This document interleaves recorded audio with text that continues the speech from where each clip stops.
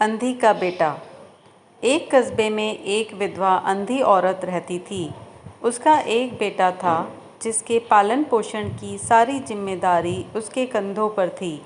वह अपने बेटे को पढ़ा लिखा कर एक बहुत बड़ा आदमी बनाना चाहती थी, इसलिए उसने उसका दाखिला कस्बे के सबसे अच्छे स्कूल में किया।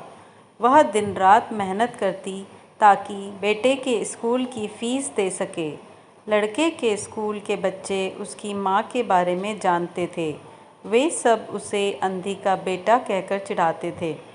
लड़का इससे बहुत परेशान था। उसे अपनी माँ पर शर्म आने लगी थी। वह उसके साथ कहीं भी आने जाने से कतराने लगा था। जब लड़का बड़ा हुआ तो उसकी शहर में अच्छी नौकरी लग गई। उसने अपनी माँ से वादा किया कि शहर में मकान लेकर वह उसे लेने आएगा, लेकिन वह शहर गया तो फिर लौटकर वापस नहीं आया। उसकी अंधी माँ उसका इंतज़ार करती रह गई। कई महीने बीत गए, लड़के की कोई खबर नहीं आई।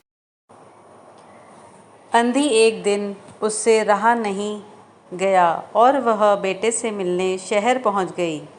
पूछते पूछते वह बेटे के ऑफिस पहुंची। वहां सिक्योरिटी गार्ड ने उसे रोक दिया। अंधी औरत ने गार्ड को अपने बेटे का नाम बताया और बोली कि उसे जाकर कह दो कि गांव से कोई मिलने आया। गार्ड ने जाकर उसके बेटे को बताया। बेटे ने ऑफिस की खिड़की से देखा तो उसे अपनी माँ गेट के बाहर खड़ी नजर आई। वह ऑफिस के सबके सामने अपनी माँ की वजह से शर्मिंदा नहीं होना चाहता था। उसने कहला दिया कि वह ऑफिस में नहीं है। अंधी औरत वहाँ से चली गई। शाम को वह लड़का ऑफिस से घर जाने के लिए निकला। रास्ते में एक जगह काफ़ी भीड़ जमा थी। वह अपनी गाड़ी रोककर भीड़ के पास पहुँचा और तो बीच सड़क में अपनी माँ को मरा पाया। उसके हाथ में एक चिट्ठी थी जिसमें लिखा था, बेटा, बड़े दिन हो गए थे, तेरी कोई खबर नहीं मिली। चिंता हो रही थी इसलिए तुझसे मिलने चली आई। तू तो अब बड़ा आदमी बन गया है। तुझसे मिलना अब शायद मुझ गरीब की किस्मत में नहीं, लेकिन मैं बहुत खुश हूँ तेरे लिए। तूने अपना ही नहीं मेरा सपना भी पूरा किया। मलाल है कि तेरी तरक्की देख नहीं सकती।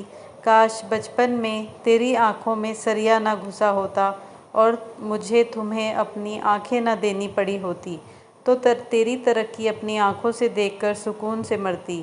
तेरी अंधी माँ। ये पढ़कर लड़का फूट फूट कर रोने लगा। जिस अंधी माँ पर उसे शर्म आती थी, उसने उसके लिए कितना बड़ा बलिदान दिया था। वह आत्मग्लानि से भर उठा और ज़िंदगी भर खुद को माफ़ नहीं कर पाया। दोस्तों, माँ बाप अपने बच्चों के लिए अपना सर्वस्व न्यौछावर कर देते हैं। उनका हमेशा सम्मान करना चाहिए।